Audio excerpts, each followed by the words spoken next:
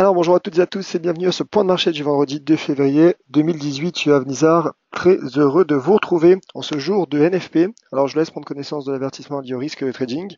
Et je vous rappelle bien sûr que vous disposez du chat pour laisser vos commentaires, réagir et poser toutes vos questions.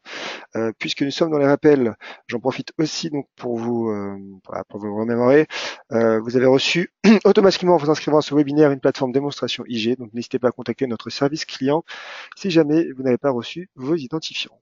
Alors le trading avec effet de levier amplifie toujours les gains et les pertes. Un compte risque limité présente un risque de perte du capital investi. L'investissement sur compte titre présente un risque de perte en capital.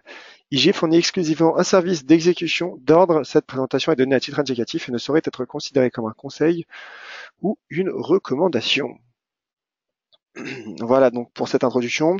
Bien sûr, nous allons parler du NFP qui aura lieu donc cet après-midi. Il y aura un live spécial. Vous pouvez retrouver le lien sur dailyfx.fr. Je vous le transférerai justement sur le chat tout au cours de ce webinaire. Et j'en profite également donc pour saluer Ramzi et Raymond de Live et vous tous donc qui êtes présents sur le chat. N'hésitez pas donc à laisser vos commentaires et poser vos questions. Justement, il y a une question d'Olive sur le DAX. On va en parler dans quelques minutes. Je débute simplement avec le Forex car l'euro-dollar est sur un seuil majeur. L'euro-dollar qui est en train tout simplement de franchir le fameux seuil à 1,25. Alors voilà pour l'avertissement légal sur les risques. Et donc l'euro-dollar, comme je l'ai expliqué, qui est en train de franchir 1,25. 1,25. Voilà, c'est vrai que ça fait un moment que j'en parle. Ce n'est pas un seuil anodin. C'est un seuil déjà symbolique, mais en plus c'est un seuil d'inversion de polarité que l'on retrouve en données hebdomadaires. Donc voilà pour les nouveaux de ce webinaire, les nouveaux participants à ce webinaire. Donc voilà le graphique que je peux vous proposer déjà en données hebdomadaires avec 1,25 qui joue un rôle de support puis de résistance en fin d'année 2014. Et donc c'est ce seuil qui est en train de travailler depuis maintenant une semaine l'euro-dollar. Et l'euro-dollar envisage un breakout de manière un peu plus sérieuse. Alors hier, en données journalières, certes il y a une clôture à 1,2511, mais voilà, c'est une clôture assez marginale. C'est-à-dire que la cassure, pardon, le franchissement n'est pas franc.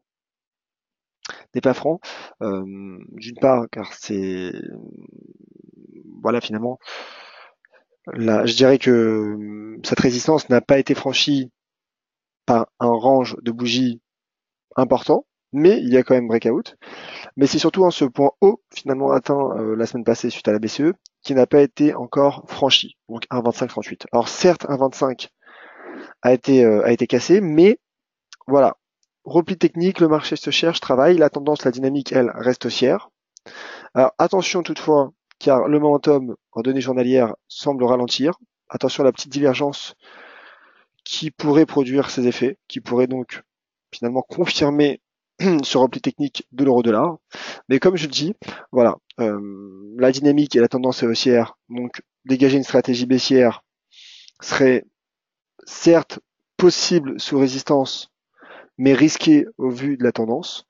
Donc personnellement, je préférerais attendre le franchissement donc de ce seuil de manière franche avant de relancer une stratégie haussière pour viser un 28 sur du moyen terme, car un 28 et voilà, selon moi, d'ailleurs c'est pas selon moi, c'est selon le graphique, le, le seuil finalement, le prochain niveau de sommet finalement, le sommet que l'on retrouve, qui était formé du moins en octobre 2014. Voilà. Donc je pense que 1,28 pourrait être atteint, mais cette stratégie serait relancée uniquement en cas de franchissement des 1,25. Pour le moment, il y a un risque de repli technique, avec notamment cette divergence baissière qui est en train de se confirmer, qui n'est pas encore validée, mais qui est en train de se confirmer en données journalières. Alors simplement données 4 heures pour voir s'il y aurait un signe de repli. Alors en données 4 heures, on retrouve bien sûr les 1,25. On retrouve finalement cette résistance qui couvre le marché. Je ne vois pas de pattern particulièrement baissier en données 4 heures. Voilà, finalement données horaires non plus. Il y a simplement donc pour le moment le repli sous ce niveau 1,25 et sous ce seuil. Donc je pense qu'il y a un repli technique. En intraday, en tout cas avant le NFP, on peut s'attendre à quelques prises de bénéfices. Le marché pourrait selon moi retomber d'ici le NFP, bien sûr, donc dans les prochaines heures, voilà, sur les 1,24-30 sur ce niveau. Et ensuite, ce sera le NFP donc à 14h30.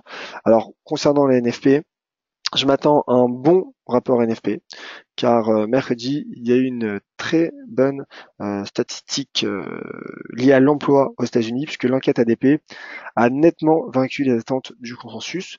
Il y a une corrélation généralement entre l'enquête ADP et le rapport NFP, qui compte pour environ 20% d'ailleurs, l'enquête ADP compte pour environ 20% du rapport NFP. Donc voilà, moi je m'attends à un relativement bon résultat donné par le rapport NFP. Cela pourrait mettre sous pression, en tout cas confirmer, je dirais, cet échec sous les 1,25 de l'euro-dollar. Alors bien sûr, c'est dire est-ce que le NFP sortira mieux ou moins bon que le consensus, c'est jouer un peu à pile ou face, mais je dirais que sur des éléments basés sur des éléments concrets, voilà, je pense que la NFP pourrait vaincre les attentes du consensus. Alors j'avais dit la même chose il y a 2 mois, puisqu'il y avait un très bon une enquête ADP et le rapport NFP était ressorti de manière mitigée. Vous voyez comme quoi ce n'est pas tout le temps vrai, mais il y a généralement une corrélation. Donc on peut s'attendre en effet à un nouveau signe d'amélioration de l'emploi aux États-Unis. Voilà donc pour l'euro-dollar. Vous connaissez désormais mon plan. Je parlais de l'euro CHF parce que c'est vrai que ça fait un moment que j'en ai pas parlé et il y a une figure qui est intéressante, une belle configuration du moins. Alors petit rappel, hein, l'euro CHF, l'euro franc suisse qui avait cassé la semaine passée suite à l'intervention de Mario Draghi et de la BCE. D'ailleurs malgré finalement le rebond de l'euro CHF avait finalement cassé cette oblique haussière. Donc le franc suisse a effectué un beau rebond qui a conduit la paire sur cette zone de résistance entre les 1,16 et 1,1568. Zone de support, pardonnez-moi. Zone de support de moyen terme, voilà, que vous pouvez retrouver donc sur mon graphique. Et que fait le marché? Eh ben, le marché tient son niveau de support et par une manière assez intéressante. D'une part, suite à un très joli doji, c'était lundi. Et ensuite, et là c'était mercredi, un marteau inversé. Vous voyez, c'est une shooting star finalement, mais qui est suite à un mouvement baissier. Donc finalement, ça s'appelle un marteau inversé. Et ce sont des bougies de retournement à la hausse, qui prennent plus de sens bien sûr et plus de poids sur support. Donc je pense que l'euro CHF pourrait rebondir en direction des 1,1687. Alors certes, l'euro CHF travaille les 1,16, travaille finalement sur cette inversion de polarité, mais si voilà, je me base simplement sur des éléments techniques concrets, mon analyse est qu'il y a tout simplement une zone de support, 2-3 bougies donnant un potentiel de retournement à la hausse. Donc je pense qu'à court terme, l'euro CHF pourrait retrouver les 1,1687. Vous voyez, en données 4 heures, le momentum tente d'accélérer, suite d'ailleurs à cette divergence, une divergence haussière, que vous voyez, entre prix et momentum, prix RSI. Donc je pense, voilà, je pense que l'euro CHF pourrait rebondir. Cela passera bien sûr par un franchissement. Cela passerait pardon bien sûr par un franchissement des 1,16 CHF. Voilà, j'avance. Alors, je vais reparler d'une des stratégies que j'en parle souvent, mais voilà, j'ai une conviction forte, une conviction très forte sur cette stratégie pendant que mes graphiques arrivent. J'en ai parlé hier et j'en reparle aujourd'hui. J'en ai parlé aussi ce matin sur Twitter. C'est l'USD Yen. L'USD Yen, forte conviction haussière. Pour viser à court terme 111,70. Alors oui, ma première cible très court terme était à 110,50, on se rapproche fortement. Mais voilà mes deux cibles, 111,70. Et sur du long terme, donc cela peut prendre plusieurs mois, peut-être 2-3 mois. Mais en tout cas, sur du long terme, je pense que l'USD Yen pourrait retrouver les 114,50. Alors pourquoi ce graphique hebdomadaire que je trouve tout simplement fabuleux, avec ce magnifique range entre les 108,55 et les 114,50. Le marché a une nouvelle fois rebondi, hormis finalement cette fausse cassure qui a eu lieu début septembre, avec lesquels c'est vrai je m'attendais à un important risque baissier puisqu'il est sorti de bas par l'orange. Hormis finalement cette fausse cassure, pardonnez-moi, le marché n'a fluctué qu'à l'intérieur de ce range depuis le mois de mars 2017. Alors certes, comme dit l'adage en analyse technique, en trading, le trading range ne dure pas éternellement, c'est vrai, mais pour le moment, je ne vois pas de raison de jouer une autre stratégie que le trading range. En tout cas, de dégager une autre stratégie que le trading range. Et d'ailleurs, on voit que le marché a rebondi de manière quasi immédiate sur ce support à 108,55. Alors, oui, en cas de cassure ou en cas de sortie par le haut ou de sortie par le bas, là, bien sûr, cette stratégie sera invalidée et auquel cas, cela procurerait un nouveau potentiel à l'USDN. Donc je m'explique, en cas de cassure des 108,55, cette stratégie sera invalidée et cela procurerait un risque baissier important sur l'USDN et idem donc pour une sortie par le haut avec un potentiel haussier. Mais pour le moment, le rebond prend forme. Je vois pas particulièrement ni de divergence, ni de pattern, ni de signe finalement qui pourrait indiquer une quelconque sortie.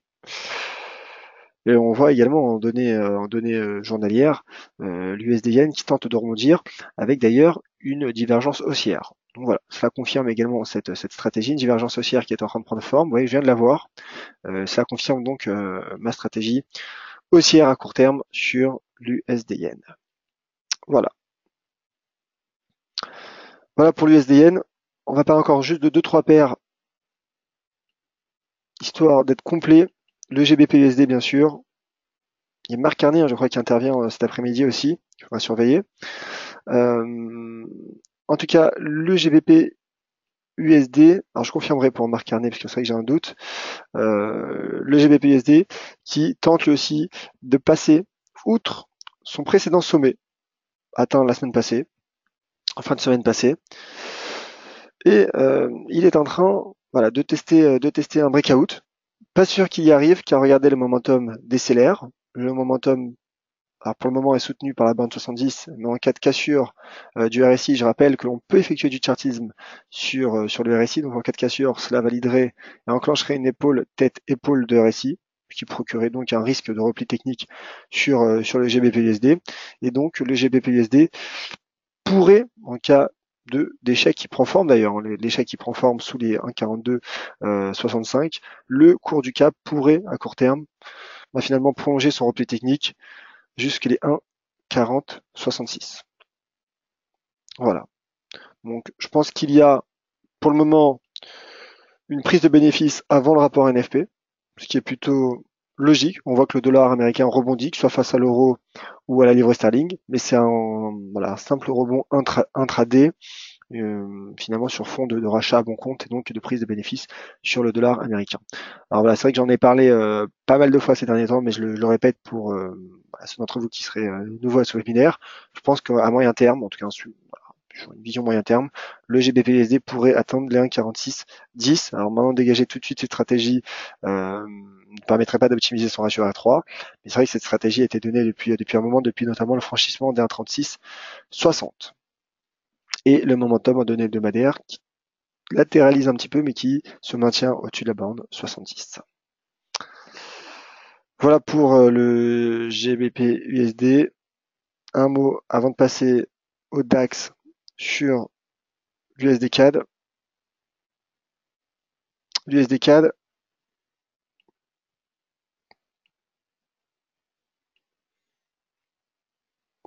voilà, qui donc reste finalement soutenu par cette zone de support, malgré une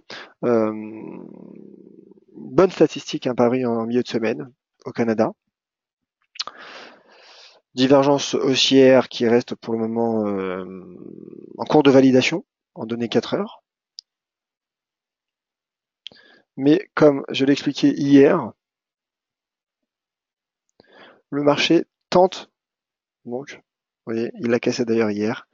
Voilà, la paire a cassé les 1,2305 qui était finalement cette petite, ce niveau de support court terme qui n'a malheureusement, qui a été rompu d'ailleurs malgré ce marteau en données journalières, malgré ce doji marteau. Vous voyez, comme quoi certes, il y a voilà, la théorie de l'analyse technique n'est pas tout le temps respectée, bien sûr, sinon les matchs ne feraient qu'avancer en ligne droite. Mais voilà, typiquement un scénario d'invalidation. Doji plus marteau sur support court terme. Je m'attendais à un éventuel rebond qui n'a pas eu lieu pour le moment, le marché. Donc travaille toujours les 1.305, mais cette fois-ci dans le sens opposé, cette fois-ci en tant que résistance. Et je rappelle simplement, pour être complet sur les SDK, ensuite je passe aux actions, que le contexte reste tout de même baissier, puisque l'USD CAD a cassé d'une part, vous voyez, ces deux épaules, à quasiment 1,2410, et qui a validé donc des méthodes descendantes, qui est une configuration de continuation, en l'occurrence baissière, en données hebdomadaires. Voilà donc pour ce tour d'horizon Forex. Je vois qu'il y a pas mal de questions. Je vais y revenir dans quelques instants. Un mot sur le DAX. DAX CAC. Alors on l'a suivi hier, CAC et DAX, qui ont subi des mouvements baissiers importants et assez surprenants. Assez surprenants. D'un coup, il y a eu un retournement hier. Voilà, les indices européens qui ont été affectés notamment par le rebond de l'euro et aussi par finalement la hausse des rendements obligataires. Donc, ce qui veut dire que le DAX et le CAC 40 ont cassé leur niveau de support. Ma stratégie haussière a été complètement invalidée. Voilà, complètement. Il y a même pas de débat là-dessus, puisqu'en effet, hein, ma stratégie visite à jouer le rebond sur les 13 165. C'est vrai qu'il y a eu un rebond, il y a eu plusieurs rebonds, puisque 13 165, cette zone en fait entre 13 165 et 13 200 qui couvrait le DAX, qui durant la fin d'année dernière et qui ensuite soutenait l'indice allemand.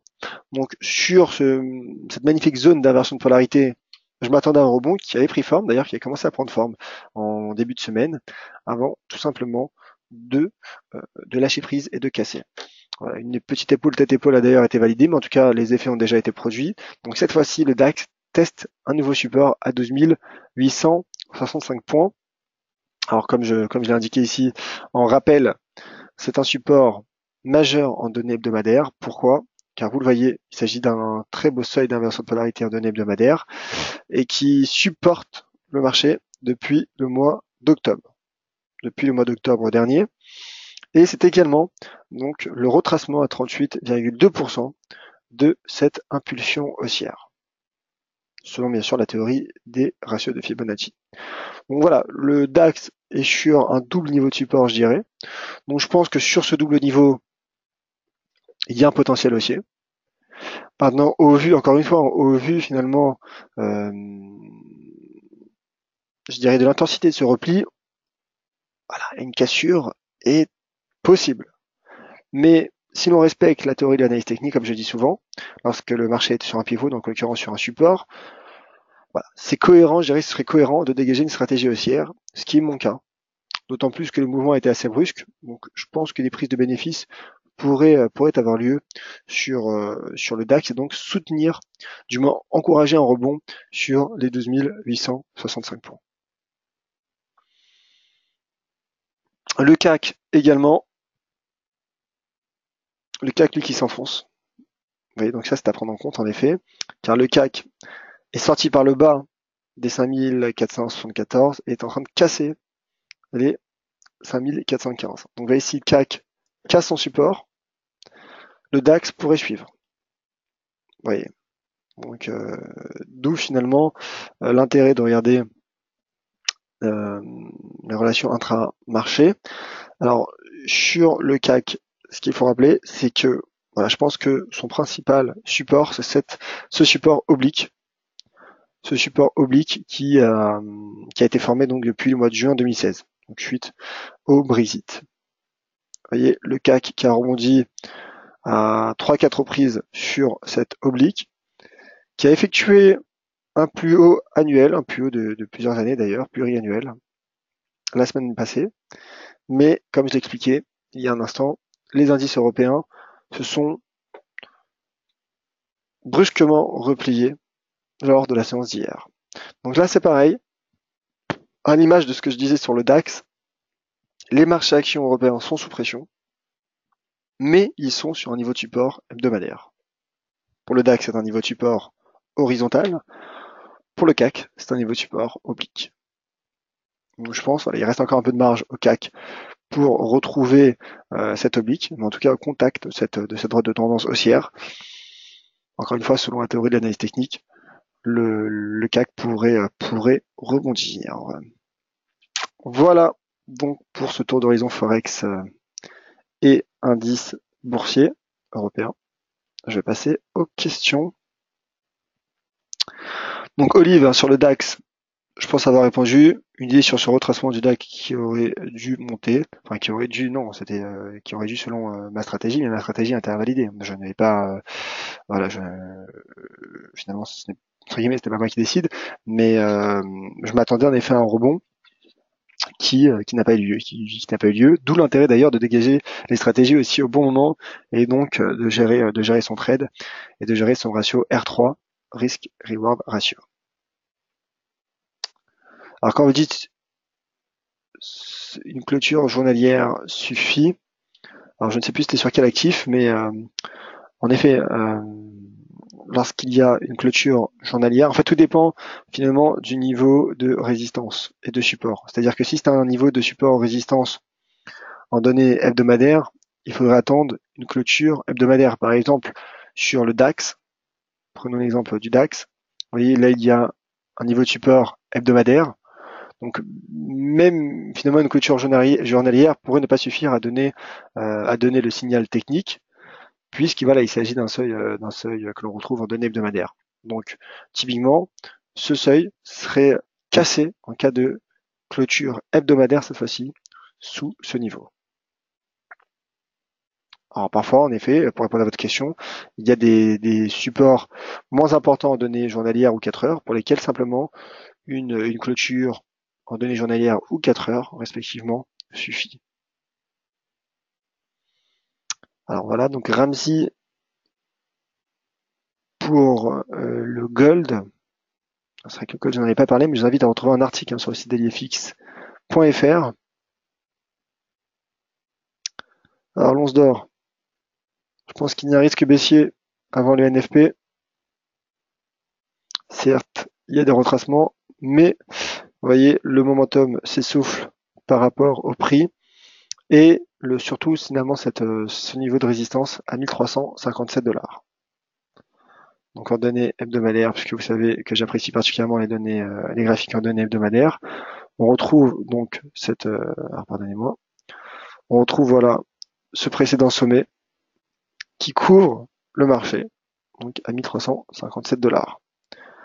C'est pour ça que je pense qu'un repli technique pourrait prendre forme, avec notamment donc ce momentum qu'on n'oublie pas qui semble s'essouffler.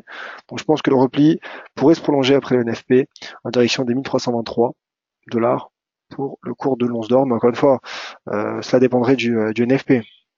C'est pour ça que certains traders préfèrent ne pas trader le jour du NFP, puisque finalement tout pourrait dépendre d'un résultat. Donc ça pourrait procurer finalement des cassures, voire des franchissements, et donc des invalidations. Bon, bien sûr, ces stratégies sont données uniquement du point de vue de l'analyse technique, en prenant en compte bien sûr les éléments fondamentaux et notamment donc le calendrier macroéconomique, avec lequel du moins il faudra être prudent aujourd'hui avec le rapport NFP, qui est la statistique qui procure le plus de volatilité au cours d'un mois boursier. Alors, donc pour l'USDN, même si l'US dollar reste aussi bas, enfin en tout cas c'est ce que nous dit l'analyse technique, mais qu'il n'y a pas que le dollar, il y a aussi la devise de contre-valeur de contrepartie qui oriente aussi une paire sur le forex. Alors Raymond, le NZD CHF, paire croisée que je n'ai pas forcément l'habitude de suivre, mais on va voir s'il y a des niveaux techniques, peut-être une configuration intéressante à surveiller. NZD CHF.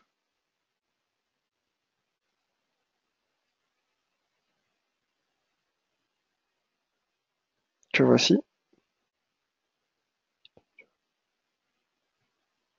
Alors, j'ai débuté quand on découvre un actif, on n'a pas forcément l'habitude de suivre, toujours bien de regarder avec des unités de temps importantes. Vous voyez, donc ça permet de nous donner des bons niveaux, des niveaux importants du moins. Vous voyez déjà, il y a un support à 0,6725. Donc j'ai l'impression qu'il y a un trading range. Alors le niveau de résistance n'est pas parfait. Bah écoutez, là le cours semble retomber en direction des 0,6725. Donc je pense que dégager une stratégie haussière au contact des 0,6725 pourrait être envisageable si bien sûr l'analyse technique dans des unités de temps inférieures suit. Je veux dire, si par exemple nous avons une divergence haussière sur ce niveau à 0,6725, là clairement cette stratégie serait enclenchée selon moi. Donc là, il reste encore un peu de marge de toute façon au cours pour retomber, mais je mets tout de même mon graphique en données journalières. Il n'y a pas de signe particulier. Il ne semble pas y avoir de signe particulier. Le marché semble poursuivre tranquillement son repli en direction des 0,6725. Et pour ce qui est de l'intraday,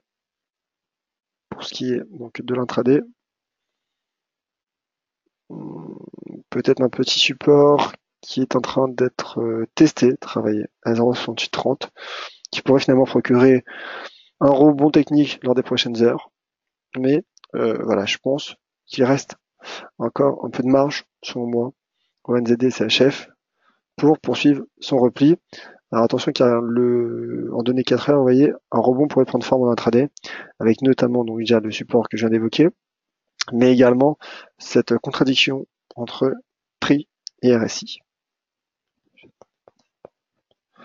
Alors, je poursuis avec les quelques questions qui restent. C'est vrai que vous êtes nombreux à poser des questions ce matin et je vous en remercie. Et je vous remercie aussi d'avoir été nombreux parce que c'est vrai que c'est un nouveau rendez-vous hein, puisque j'ai avancé. Hein. Mon webinaire du vendredi qui normalement a lieu à 14h30 a été avancé désormais à 10h30.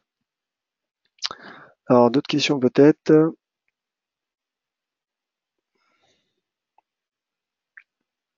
Alors Patrick, sur l'euro GBP, j'en ai pas parlé aujourd'hui, c'est vrai. Malheureusement, je ne peux pas parler de tous les actifs à chaque point de marché. Je tente de vous parler des actifs majeurs et pour lesquels les configurations me paraissent intéressantes. L'euro GBP qui tente de rebondir avant d'avoir atteint les 0,8689. Suite d'ailleurs à un marteau inversé et à un marteau normal. Donc là, je pense que l'euro GBP pourrait repartir en direction des 0,8830 qui est son précédent, ce seuil finalement d'inversion de polarité, cette résistance plutôt à 0,8830, qui est donc ma première cible court terme. Et sur du moyen terme, je pense en effet que 0,8904 pourrait également être atteint, donc cette résistance, puisque l'euro GBP lui aussi fluctue à l'intérieur d'un important range de moyen long terme. Peut-être aller une dernière question pour finir, une dernière question. Alors, merci Ludovic, qui préfère donc les webinaires tôt. Je vais voir si même les autres webinaires de la semaine, c'est vrai qu'en termes d'organisation, c'est un peu compliqué de les mettre plus tôt. Donc c'est pour ça que je vous invite donc à me rejoindre le mardi et jeudi à 14h30. Allez, un mot pour finir, donc avec sur l'AID NZD pour répondre à Ramzi et Moussine aussi, puisqu'apparemment Moussine souhaite un mot sur l'AID CAD. Alors là, on va parler de l'AID NZD et l'AID CAD ensuite. Je vous souhaiterais un très bon week-end. Alors, l'AID NZD qui arrive.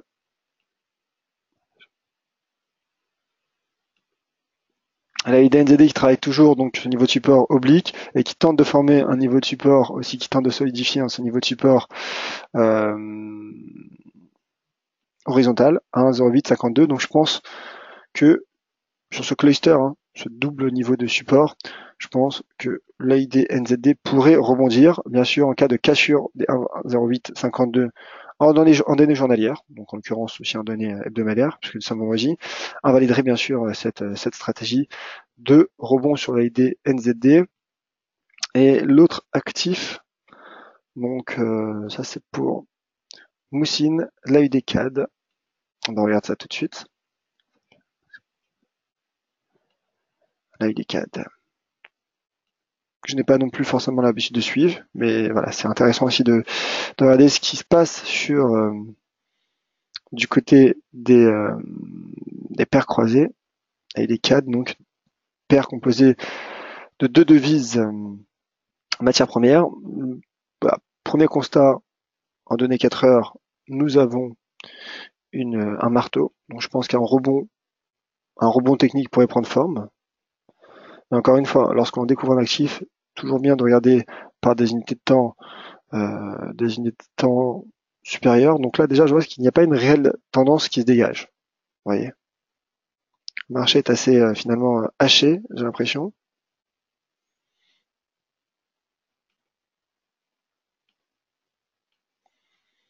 Alors, j'affine les données journalières. Données hebdomadaires, c'est vrai que j'avoue que le graphique me paraît assez complexe à analyser. Un niveau de résistance semble prendre forme. D'ailleurs, c'est au niveau de la parité. Double top qui a été validé et qui a produit ces effets, puisque l'objectif théorique a été atteint. Écoutez, je suis neutre. Je suis neutre sur la UD4, je ne me prononcerai pas. Simplement, voilà, en données 4 heures, je pense qu'un rebond technique pourrait prendre forme. Pour le moment, il ne prend pas forme. Mais je pense qu'un rebond technique en direction des 0,9850 en intraday pourrait prendre forme. Mais encore une fois, je préfère rester neutre car voilà, je n'ai pas trouvé de réel support résistance sur lesquels m'appuyer, notamment en données hebdomadaires et données journalières. Voilà, mon cher Moussine, pardon. Et avec plaisir.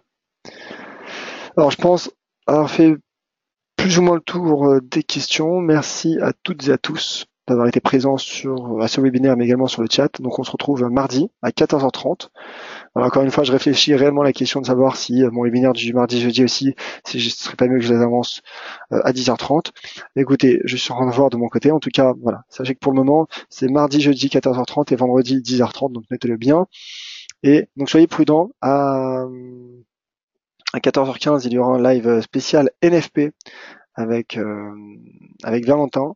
C'est un lien différent que tu peux retrouver donc sur le site dailyfx.fr. Donc voilà donc pour le calendrier du jour. Le marché s'attend à 182 000 créations, 180 000 créations d'emplois le mois dernier aux États-Unis. Et un taux de chômage stable à 4,1%. Voilà, donc soyez prudents aujourd'hui en raison de cette forte volatilité attendue. On en parle de toute façon du NFP également sur Twitter, @yoavnizar. Voilà, passez un très bon week-end. Je vous dis donc à mardi, à tout de suite sur les différents réseaux sociaux. À bientôt.